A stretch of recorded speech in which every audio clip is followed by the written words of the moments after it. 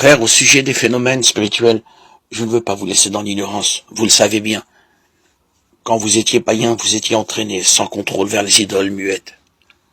C'est pourquoi je vous le rappelle. Si l'on parle sous l'action de l'Esprit de Dieu, personne ne dit Jésus est un maudit.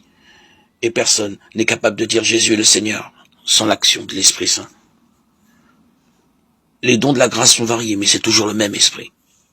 Les fonctions dans l'Église sont variées, mais c'est toujours le même Seigneur. Les activités sont variées, mais c'est toujours le même Dieu qui agit en tous.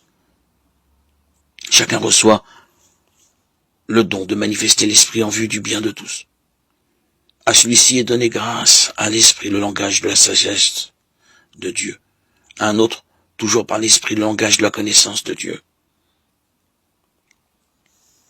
Un autre reçoit dans l'Esprit le don de la foi. Un autre encore des pouvoirs de guérison dans l'unique Esprit. Un autre peut faire des miracles, un autre est un prophète, un autre sait reconnaître ce qui vient vraiment de l'Esprit. L'un reçoit le don de dire toutes sortes de paroles mystérieuses, l'autre le don de les interpréter. Mais celui qui agit en tout cela, c'est le même et unique Esprit. Il distribue ses dons à chacun selon sa volonté. Prenons une comparaison. Notre corps forme un tout. Il a pourtant plusieurs membres. Et tous les membres, malgré leur nombre, ne forment qu'un seul corps.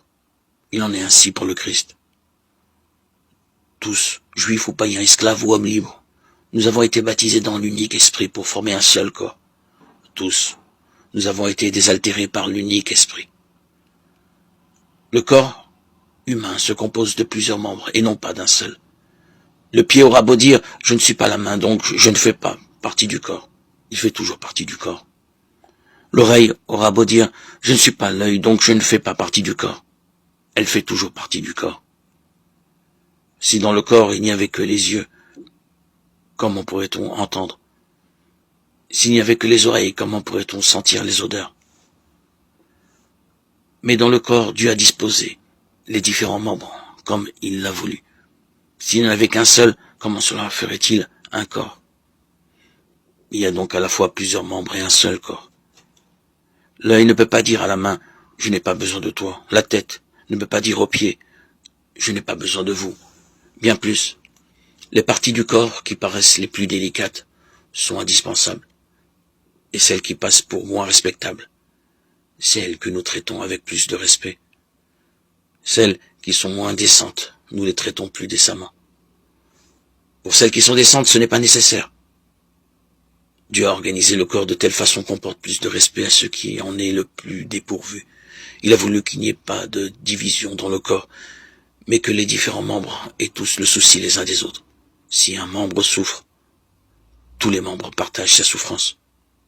Si un membre est à l'honneur, tous partagent sa joie. Or, vous êtes le corps du Christ, et chacun pour votre part, vous êtes les membres de ce corps.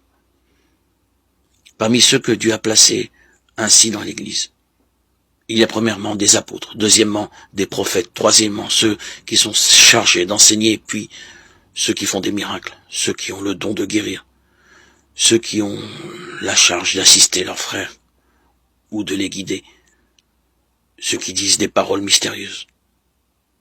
Tout le monde, évidemment, n'est pas apôtre. Tout le monde n'est pas prophète, ni chargé d'enseigner. Tout le monde n'a pas à faire des miracles, à guérir, à dire des paroles mystérieuses, ou à les interpréter. 1 Corinthiens 12, 1, 30.